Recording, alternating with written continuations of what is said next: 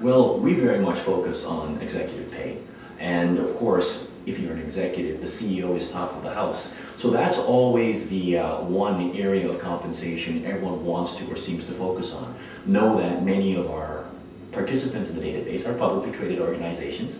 CEO compensation is publicly disclosed, so everyone knows what everyone else is making. So the trends we're seeing in terms of CEO compensation are quite distinct in terms of CEOs making more year over year. So what we're seeing at this point is that in terms of CEO compensation, we'd say there'd be an increase in CEO compensation by about 25 to 30% year over year. But there's a context to that. And the context is more of what's been happening globally in terms of the mining industry. There was a bounce back. There were some bad years in there, 2010 to 2011. There was a bounce back in terms of commodity prices. There was a bounce back in terms of all the benchmarks that we use to track how mining does globally. And the bounce back that we've seen is about a 30% bounce back.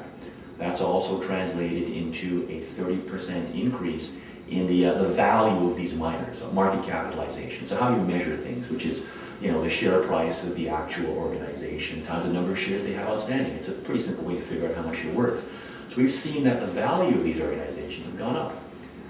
Correspondingly, the amount of pay that's being provided to the CEOs of these organizations has gone up a very similar percentage, and we don't think there's that much of a coincidence there. I mean, we'll get into why there's a strict link between the value of the organization and pay for a CEO